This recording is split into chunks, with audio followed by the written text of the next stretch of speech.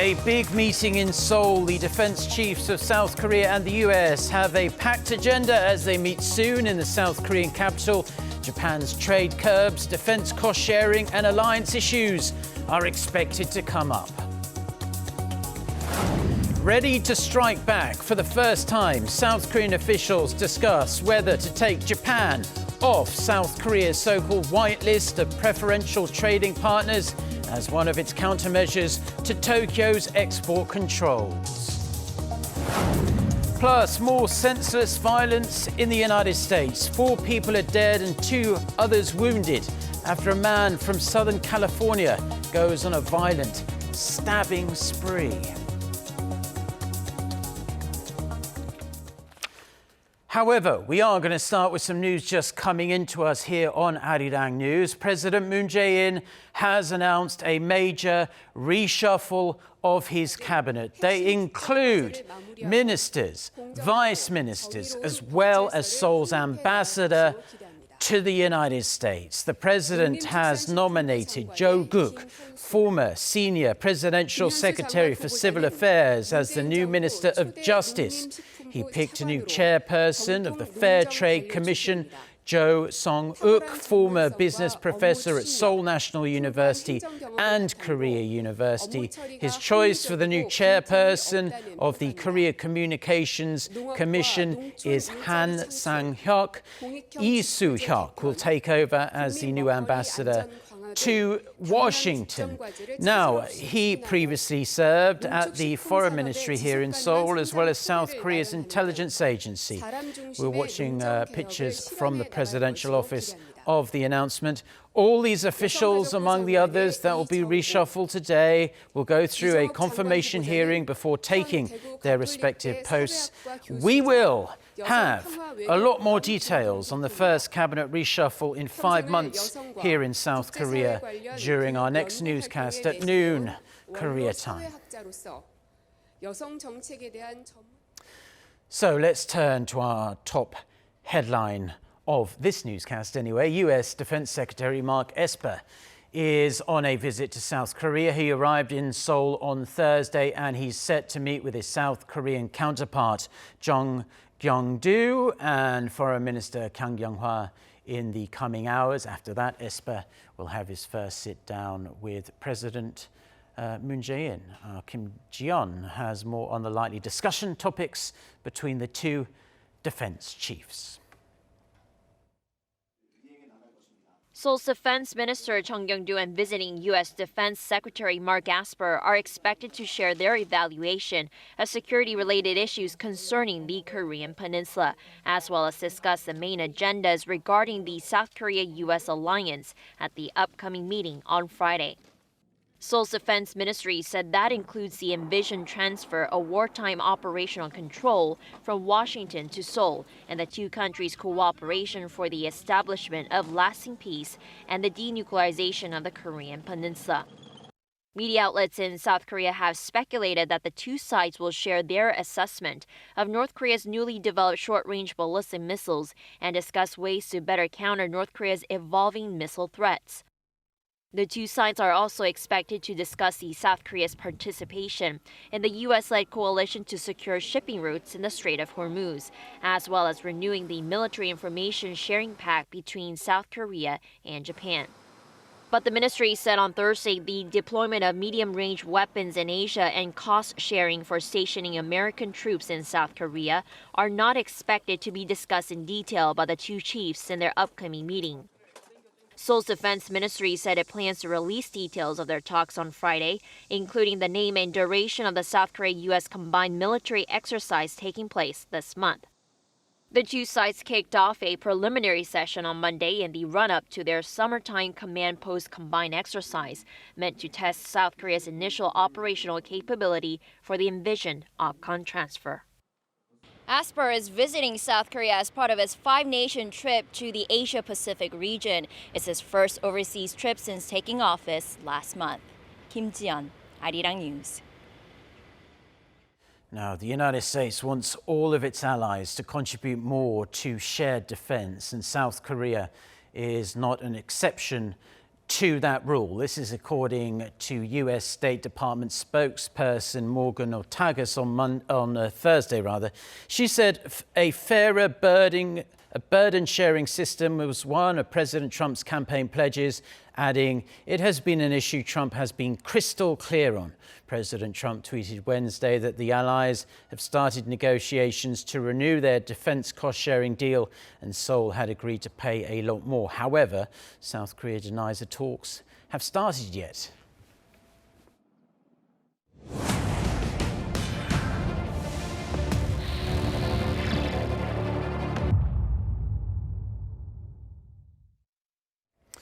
So let's continue our extended, ongoing coverage of the trade spat between Seoul and Tokyo. South Korea's Prime Minister Lee Nak-yeon convened a closed-door meeting on Thursday over Japan's latest export restrictions. They discussed for the very first time whether to take Japan off South Korea's so-called whitelist of preferential trading partners. Detailed results, however, were not released. Currently, Japan is benefiting from a simplified inspection process, but if the exclusion goes ahead, Japanese firms will have to go through stricter export regulations for strategic materials, like Japan is making South Korea do now. An official said relevant ministers will gather soon to fine-tune the details. More stern words from South Korea's leader jabbing Japan for its aggressive trade moves. President Moon Jae-in's comments came on Thursday as he chaired a national economic meeting to draw up response measures against Tokyo's export curbs. President Moon emphasized the trade dispute benefits no one and hurts Japan as much as it damages South Korea. Park Hee-jun with the details.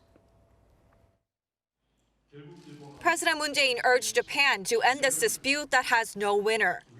He called on the Japanese government to call off its trade restrictions, which are hurting the economies and people of both countries. 일본이 일방적인 무역 조치로 얻는 이익이 무엇인지 잘 모르겠습니다. 설령 이익이 있다 해도 일시적인 것에 지나지 않습니다. 결국은 일본 자신을 포함한 모두가 피해자가 되는 성자 없는 게임입니다. President Moon held his third National Economic Advisory Council meeting on Thursday, where he discussed possible countermeasures against Japan's trade restrictions with related senior officials and experts, including his Chief of Staff for Policy Kim Sang-jo and Finance Minister Hong Nam-gi. There, he criticized Japan for its contradictory behavior. 일본은 자유무역 질서의 혜택을 가장 많이 본 나라이고 자국에게 필요할 때는 자유무역주의를 적극 주장해온 나라이므로 이번 일본의 조치는 매우 이율배반적입니다. President Moon also said Tokyo might not carry out the trade controls, meaning there may not be actual damage. According to Blue House spokesperson Ko Min-jung, he was saying that although there are export curbs on free high-tech materials, Japan could end up granting approval for their exports. Nevertheless, economic uncertainties remain. That's why Moon also raised the need for a response plan and diplomatic efforts. On the same day, Presidential Chief of Staff for Policy Kim Sang-jo met with executives of the country's top 5 conglomerates. He gathered the opinions of Samsung Electronics, Hyundai Motor, SK, LG, and Lotte on the unprecedented situation as part of government efforts to work together with businesses to overcome the difficulties. Park Hee-jun, Arirang News. Now, Germany is worried that the current Seoul-Tokyo tensions will negatively affect German companies. According to the Association of German Chambers of Industry and Commerce on Thursday, Japan's trade restrictions could affect German companies that rely on semiconductor goods from South Korea, and they risk losing billions of dollars if the trade spat rumbles on for an extended period. The association added the German economy has already been impacted by the trade war between the US and China. Now, thousands of demonstrators have been staging rallies in South Korea over the past few weeks, slamming Japanese Prime Minister Shinzo Abe for enforcing trade curbs on Seoul. A smaller yet determined wave of discontent is rising in Japan as well, with hundreds of Japanese citizens taking to the streets to voice their concerns about Abe's handling of his country. Won Jong-hwan reports. A group of Japanese protesters gathered near the Prime Minister's office on Thursday, urging Shinzo Abe to immediately stop Japan's export curbs on South Korea. They waved banners reading "No Abe" and a photo of a statue representing the victims of Japan's wartime sexual slavery, which was recently ordered by Japanese officials to be removed from a global art festivals taking place in the country. We are furious about what the Abe administration is doing right now. Protesters says the tightened exports of key materials to South Korea and Seoul's recent removal from a whitelist of trusted export destinations was a move by Abe to retaliate over compensation for Japan's wartime forced labor of Koreans. The move seems to be retaliation against South Korea's ruling on wartime forced labor. They also voiced concern that the export curbs against South Korea will only create economic instability in both countries, eventually coming back to bite Japan. Both South Korea and Japan will be hurt. This is not good for Japan or for companies here.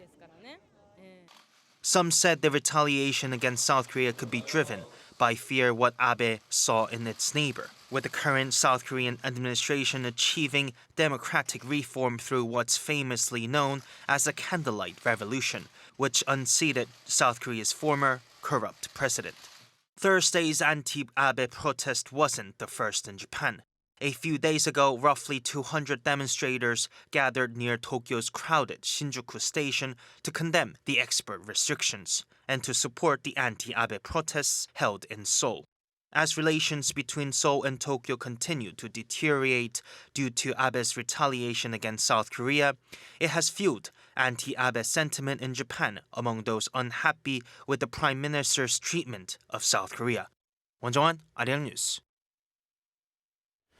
Samsung Electronics took the biggest share of the global DRAM market in the second quarter, despite sluggish demand overall. According to global market researcher DRAM Exchange, Samsung had almost $6.8 billion of sales, taking around 46% of the market share. Its share actually went up 3 percentage points, despite a 2.7% decline in sales compared to the previous quarter. Overall global DRAM market revenue actually fell more than 9% on quarter. Micron Technology saw its revenue drop by a fifth, mainly due to the US-China trade war, raising Samsung's market share.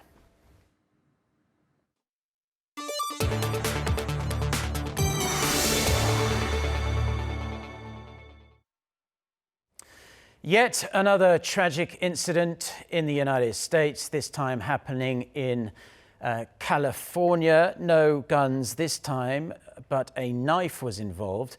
A man has gone on a violent stabbing spree, leaving several people dead and others injured. For more on this story and other news from around the world, let's turn to our Kim Dami. So Dami, tell us more. Mark, the stabbing spree on Thursday local time left 4 people dead and 2 critically wounded. The incident began a little after 4 p.m. in Garden Grove near LA, where a 33-year-old man ran into more than 10 places, including a restaurant and a gas station. 2 men were stabbed at an apartment complex, a man in a restaurant, and a security guard at a convenience store. All 4 died from their injuries. The suspect was arrested around 2.5 hours after the stabbing spree. Police identified the suspect as Zachary Castaneda, a 33-year-old Hispanic resident of Garden Grove.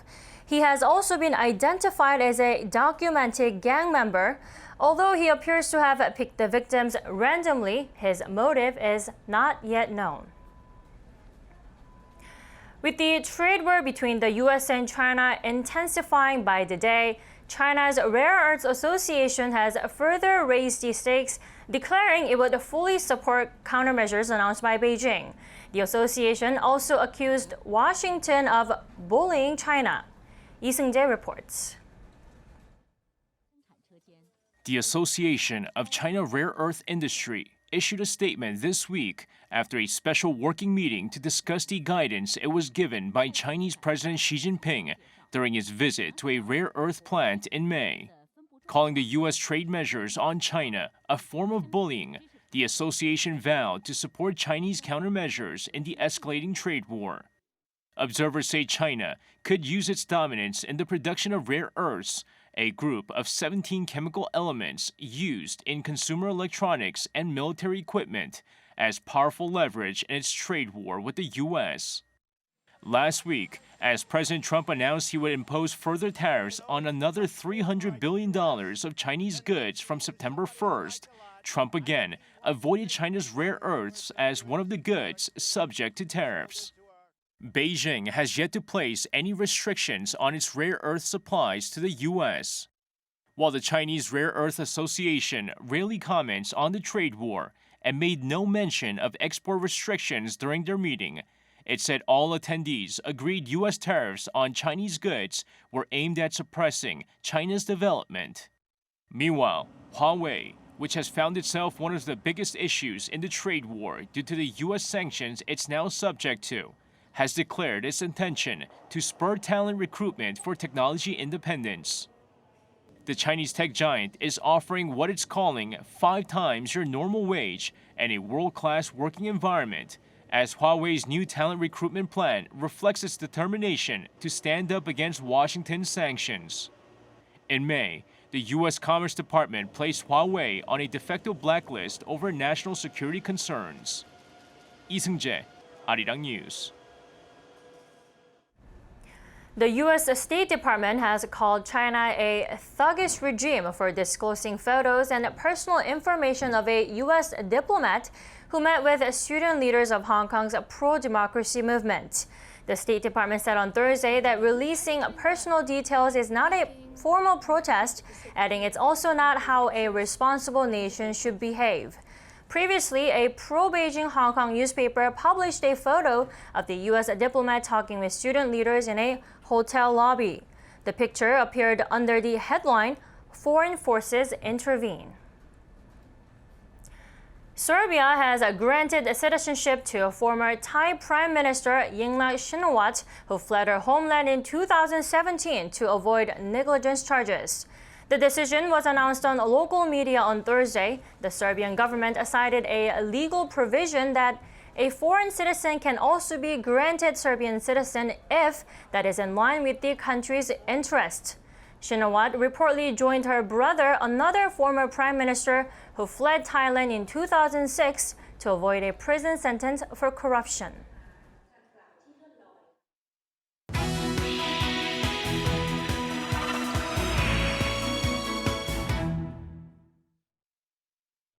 Time now for our Life and Info segment, where we focus on information useful for your everyday life. Today we're going to talk about 3 fruits you can enjoy to stay healthy throughout the summer, which is when we're much more likely to suffer from dehydration or heat-related illnesses, among many other nasty ailments that I won't get into right now. I'm pleased to say we have our health reporter, Xiang, in the studio to join us today. Good morning, Xiang. So we all know that eating fruit is healthy long-term, but I have to admit I wasn't aware that fruit has some kind of immediate medical effect on your body. Well, Mark, you're right. Fruits do not cure diseases, but they do help boost our immune systems and make us less prone to illnesses because they are rich in vitamins and minerals. Now, we use these 2 terms interchangeably, but they are different. I mean, the vitamins come from plants and animals, while minerals come from water, rocks, and soil. And the vitamins are destroyed when exposed to heat or chemical agents, whereas minerals are not. But most importantly, vitamins are necessary for our body to function properly, but not all minerals are needed for nutrition. Okay then, so we're here to talk about 3 fruits today that will keep us going through the heat of the summer, what remains of it anyway. So what kind of fruit can we add to our diet to stay as healthy as possible during the summer? Well, the first one is watermelon. They are rich in vitamins A, C, and potassium, magnesium. But most importantly, they are almost water, 92% water, which means they keep you hydrated. So eating watermelon is helpful during intense heat waves. In addition, watermelon has other health benefits, such as helping to relieve muscle soreness, lower inflammation, and it even improves your heart health. So eating watermelon is good for your health. Yeah, and I have to say, my home country is the United Kingdom, and watermelons just taste so much better here in Korea, much cheaper as well. But I do eat watermelon from time to time, especially in the summer. It's nice if you leave it in the refrigerator for a few hours before you eat it, so it's cool as well. It's a little bit annoying pulling the seeds out, but there you go. But after hearing that, I might try and eat more watermelon to get those vitamins A, C, potassium and some more magnesium into my body. What is our next fruit of the day then, Xiong? Well, the next fruit is bananas. During summer, it's also hard to get into sleep because here in Korea, the temperature is still high at night. Yeah. But bananas could be one way of stopping you from tossing and turning in bed for hours on end. Bananas are rich in tryptophan. Now, that's a type of amino acid that helps you fall asleep more easily. Bananas are almost fat-free too, so if you're working out, this should be your fruit of choice. And of course, bananas have other health benefits too. They help reduce muscle soreness and cramps. And obviously, they also reduce the risk of heart disease. Okay, well, that's interesting to know. I learn something new every day doing this segment with all our reporters. I didn't know that bananas actually helped you get to sleep at night. Yes. That's quite interesting, and I might try that one day. And fat-free as well, which is interesting. But the final fruit you're going to introduce to us today. That'll be peaches. Now, peaches are popular here in Korea, and peaches are known to protect your skin. And as you know, during summer, prolonged exposure to sunlight can darken your skin, and peaches help your body make less melanin, which is the compound that makes your skin darker in the sun. And in South Korea, you can find peaches almost everywhere, and we even have local festivals just dedicated to peaches. So if you're staying in Korea, why not give them a try? Absolutely. Along with watermelons, I do find peaches over here, compared to other countries I've been to, much more flavorful. And for value for money as well is also very good here in Korea. You can get a lot of peaches for a good price. Xiong, as always, thank you very much for your health tips. I'm sure all our viewers now are going to have a very healthy summer. Thank you. I hope to. Thanks.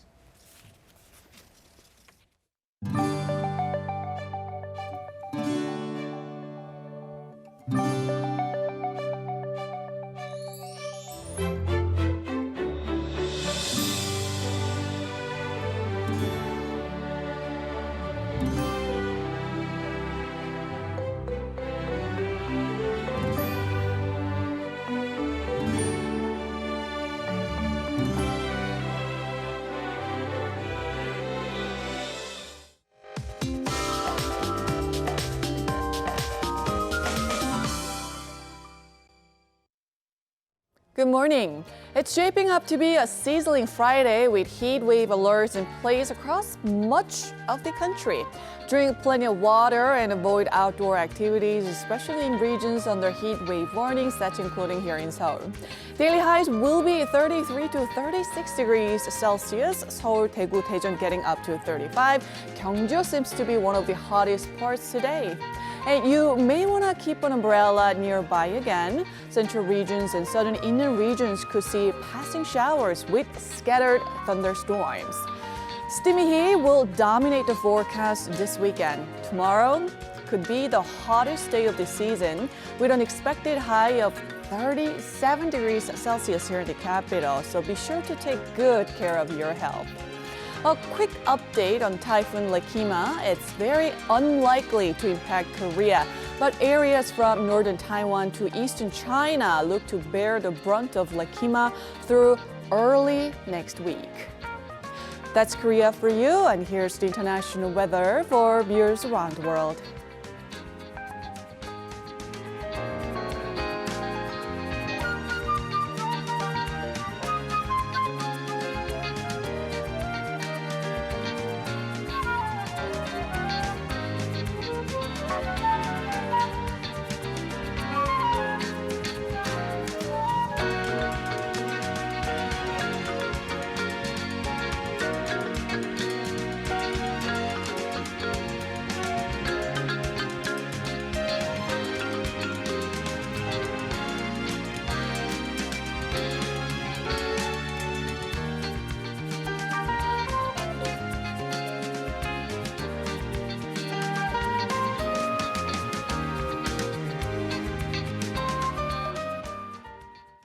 Well, that's where we're going to leave the news and weather for now on this Friday morning here in Seoul. Stay tuned to us on Arirang TV. We'll have much more on the cabinet reshuffle during our next newscast at noon Korea time. However, if you can't tune into us then, have a wonderful weekend. Until next time, goodbye.